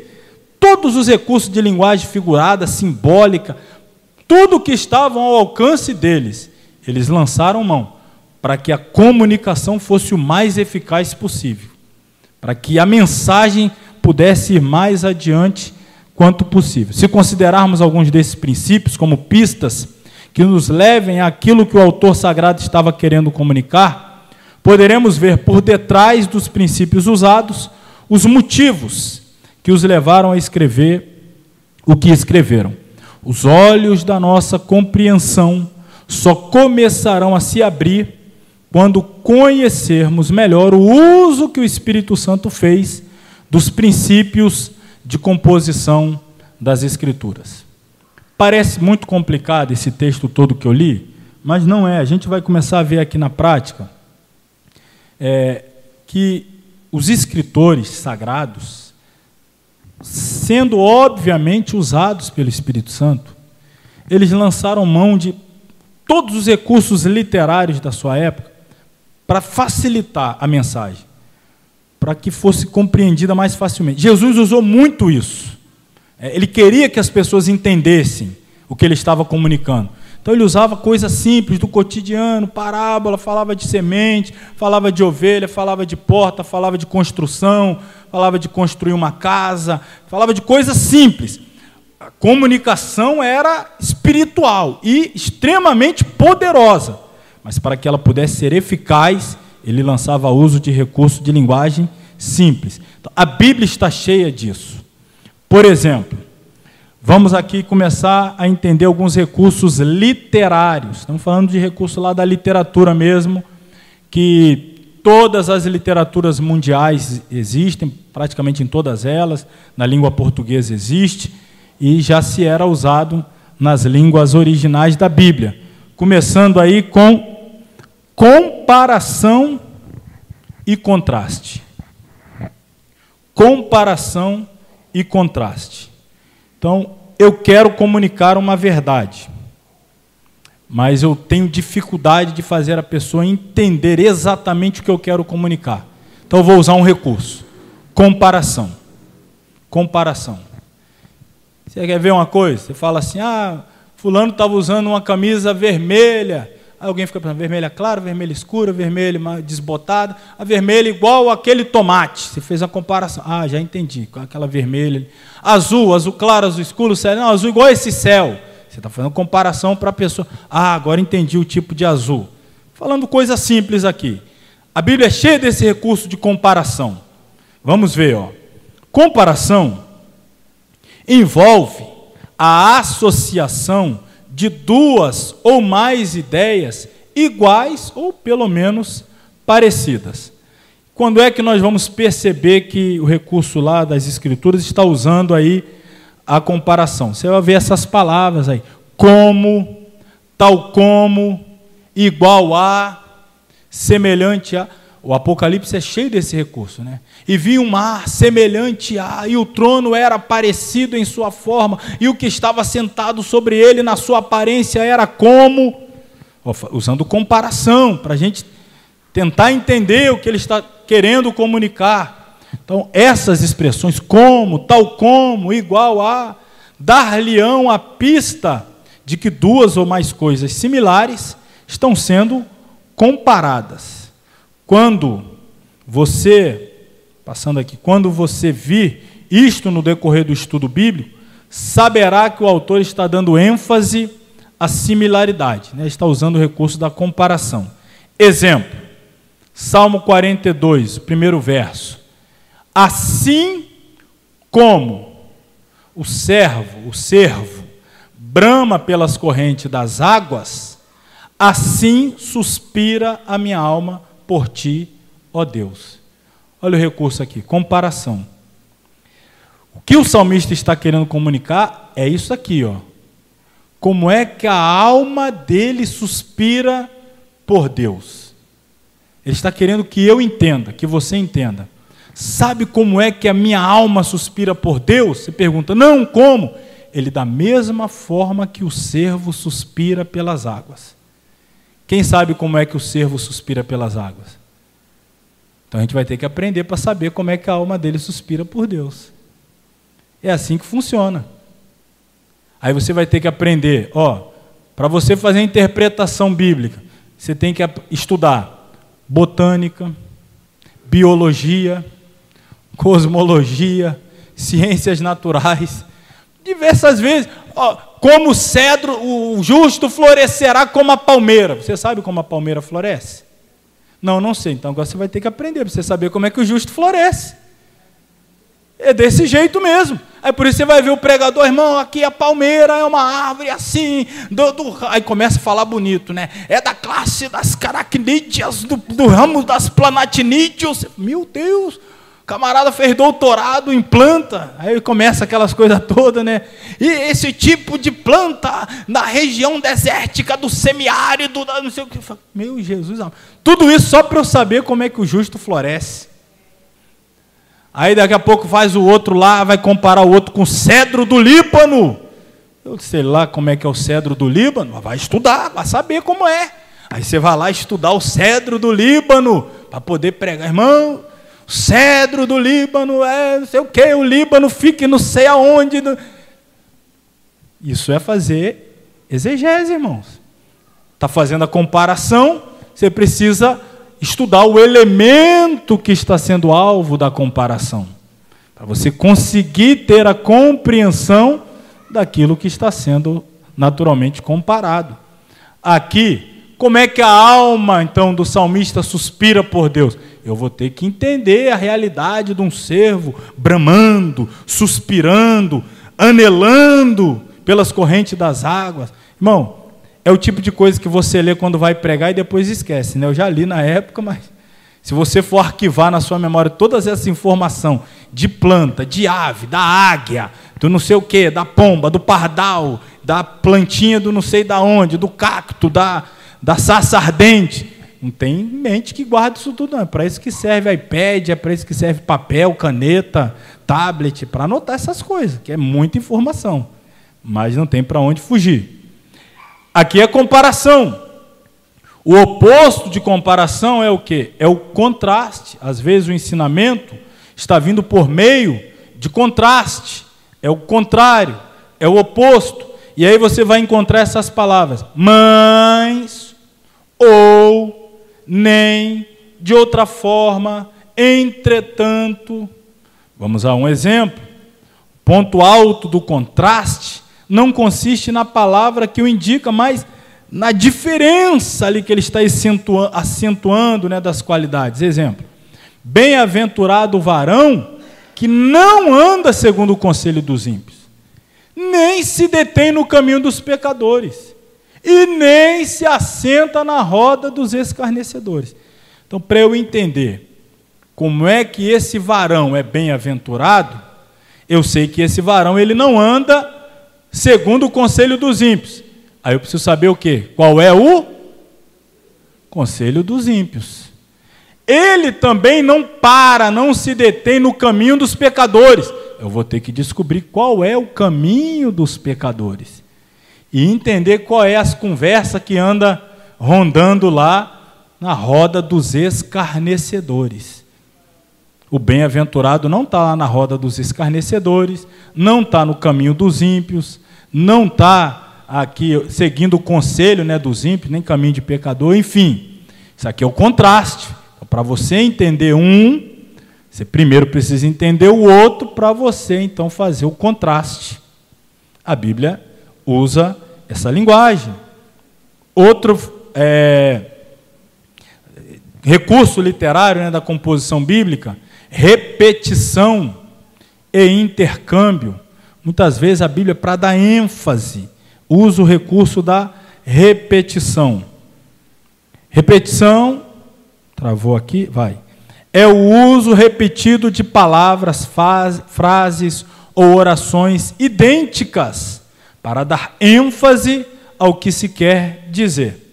Por exemplo, 5 vezes, o 2º capítulo de Abacuque registra as admoestações. Ai daquele que... Tem vários outros profetas que costumam usar, né, essa interjeição. Ai daquele que... Um outro exemplo ainda, no capítulo 23 de Mateus, o próprio Senhor Jesus, diversas vezes ele repetiu as palavras: ai de vós, escribas e fariseus hipócritas. Aí vinha, porque fazem assim, assim, assim, assim, assim. Aí volta de novo: ai de vós, escribas e fariseus hipócritas. Essa ênfase está comunicando algo, essa repetição. Por que está havendo essa insistência nas mesmas palavras? Isso é para chamar a nossa atenção. A comunicação aqui é através do recurso da repetição. Às vezes ocorre o chamado intercâmbio. Intercâmbio é um tipo especial de repetição na qual um padrão se alterna. Ele é alternado. Exemplo, o capítulo 1 e o capítulo 2 de Lucas vai nos trazer de forma intercambiável ali os anúncios do nascimento de João Batista e Jesus. Ora ele fala de João Batista, fala de Jesus, de João Batista, de Jesus, João Batista, Jesus. Então, esse recurso de intercâmbio vai fortalecendo ali também as comparações e os contrastes através desse recurso. São recursos literários, mais uma vez, para nos ajudar na compreensão do texto sagrado. Mais outro recurso: particularização e generalização. O que é a particularização? Particularização é a marcha do pensamento indo do geral para o particular. Muito parecido com o estudo sintético, quando, em estudando o livro todo, buscamos destacar os detalhes. De igual modo, na particularização, partimos do todo da narrativa para partes da mesma, do geral para o específico.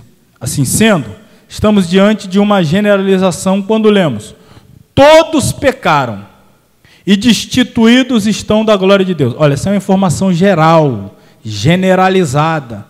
Ora, se eu tenho uma informação bíblica generalizada, eu posso partir da generalização para a particularização. Se todos pecaram, logo eu pequei. Você pecou, todos pecaram.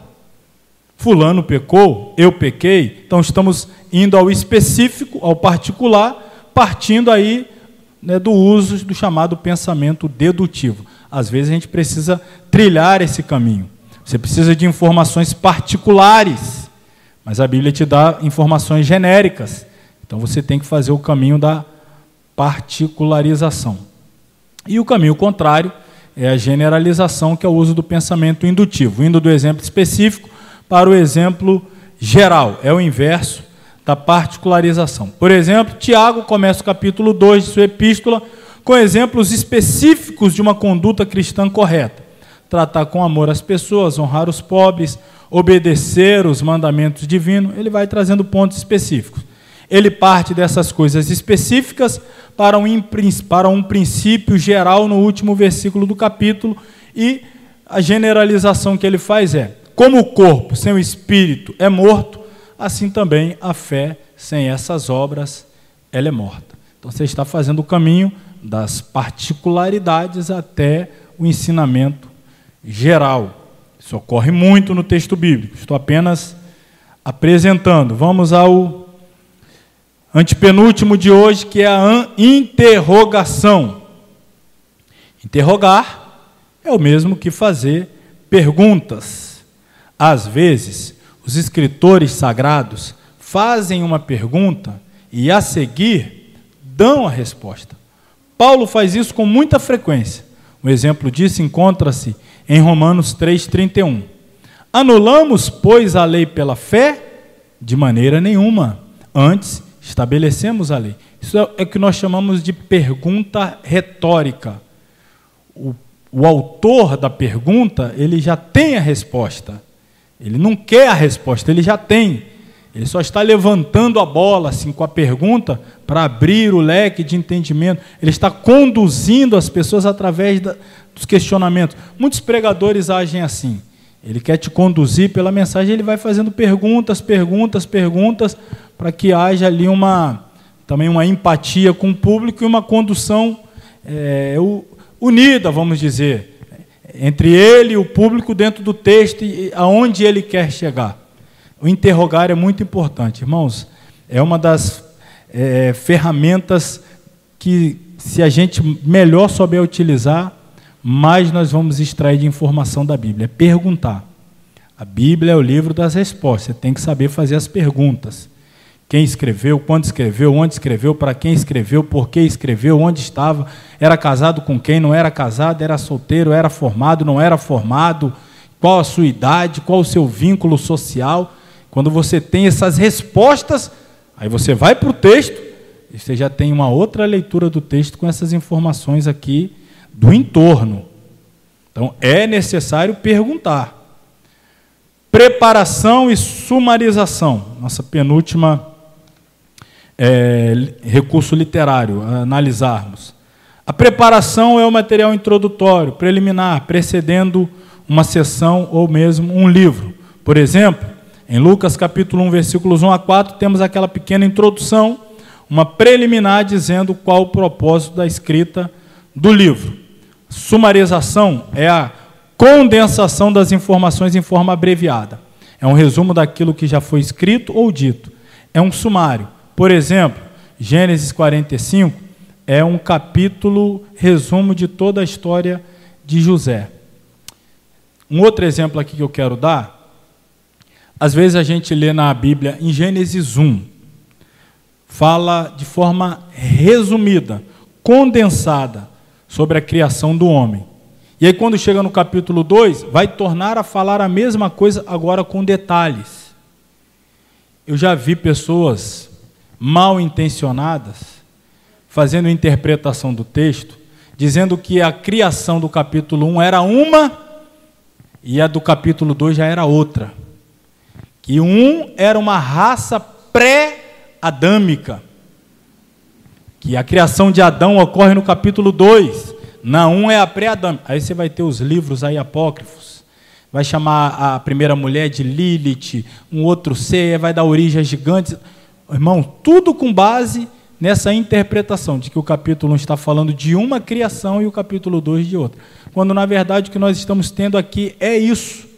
No capítulo 1 nós temos as informações resumidas e no capítulo 2 volta aquelas mesmas informações, porém agora de maneira detalhada. Ao longo da Bíblia isso acontece demais. Então, temos que tomar cuidado. Às vezes você vai ver textos que tem aquela informação, aí depois lá na frente volta nela, você, a história andou para trás? Não, não é quem andou para trás.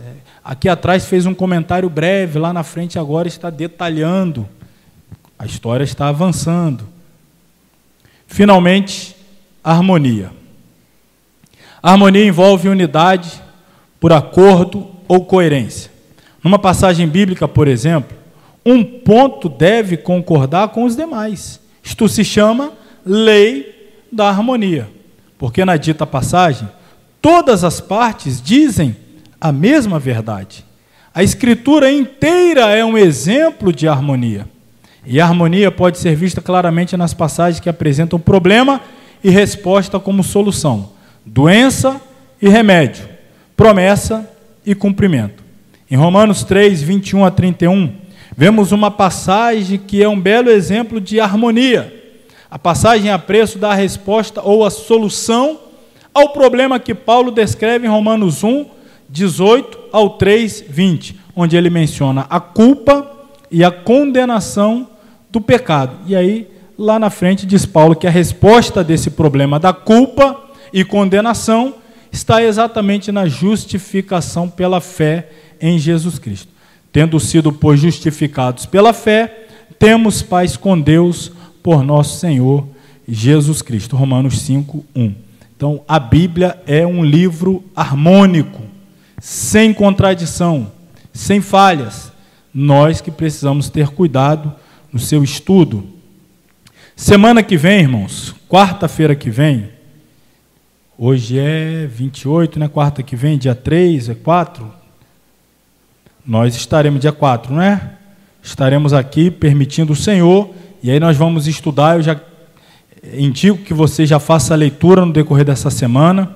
Nós vamos estudar aí as figuras de linguagem da Bíblia. Olha, símile, metáfora, metonímia, é muito assunto. Sinedoque, hipérbole, ironia, prosopopeia, antropomorfismo, enigma, são tudo figuras de linguagem, alegoria, símbolo, tipo, e vamos estudar também algumas particularidades, que são as parábolas, profecias, poesia. Por que eu preciso saber disso? Irmãos, você vai fazer interpretação bíblica, você vai usar ferramentas. Aí você tem lá um arsenal de ferramentas à sua disposição.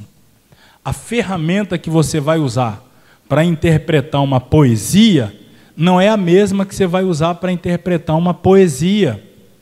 Não é a mesma que você vai interpretar para usar uma profecia, ou parábola, ou alegoria. Então você tem que saber o que usar quando vai interpretar o quê. Se é um livro profético, você tem que entender a partir dessa perspectiva profética. Deus comunicando ao homem e esse homem aos homens. Se é uma poesia, é o homem transmitindo a Deus os seus sentimentos, as suas emoções, a sua adoração, a sua forma de culto. Olha a diferença agora, daqui para lá é uma poesia, uma profecia de lá para cá. Um livro histórico, você já vai contar com relatos fatídicos, já é uma outra maneira de entender. Você está lidando com relatórios de fatos. Então são os recursos que nós precisamos descobrir, os corretos, para usar no momento correto, com a literatura correta, para chegar ao objetivo correto. Amém, irmãos? Então, permitindo Deus, estaremos aqui na próxima semana. Pedimos a oração dos irmãos, Amanhã estaremos viajando, amanhã quase daqui a pouco, né? 3 da manhã. Mas vamos mais uma vez lá com os nossos irmãos lá nos Estados Unidos. Tem mais um novo aluno que a gente vai levar material para ele. Não vai dar para abrir ainda uma nova turma. Logo a gente vai ter uma nova turma também na região onde iremos, na Flórida. Estaremos indo amanhã, eu, minha esposa, também o nosso pastor Elias e a sua esposa, missionária Joelma. Nós contamos com a oração da igreja. Mas terça, já estou de volta aqui em nome de Jesus e na quarta na aula. Então, conto com os irmãos na semana que vem, em nome de Jesus. Vamos nos colocar sobre os pés, agradecemos quem nos acompanhou aí, através da transmissão, os que assistirem depois. Deus abençoe a todos. Estudem. A disciplina não é fácil, mas é fundamental. E estudar é preciso. Querido Deus e Pai, te damos graças nesta noite, mais uma vez, por mais uma aula que aqui estamos concluindo. Graças pela bênção do Senhor a nós dispensada, por todo o aprendizado hoje adquirido, o ensinamento que a nós foi entregue. Leva-nos em paz aos nossos lares. Dê-nos, ó Pai, um fim de semana por Ti abençoado. Leva-nos aos nossos destinos, aos nossos compromissos, guiados e protegidos por Suas potentes mãos, e que o Seu nome seja louvado e adorado em tudo aquilo que formos fazer, ó Pai, para a glória do Teu nome. Abençoa a Tua igreja, o Teu povo, as nossas vidas, nós clamamos em nome de Jesus. Amém. Estenda suas mãos, que o grande amor de Deus, a graça do nosso Senhor e Salvador Jesus Cristo, a comunhão e a consolação do Espírito Santo seja com todos que amam e aguardam a volta de Jesus. Todos digam amém. Amém. Deus abençoe a todos. Vão em paz. Até a próxima quarta, permitindo-nos o Senhor.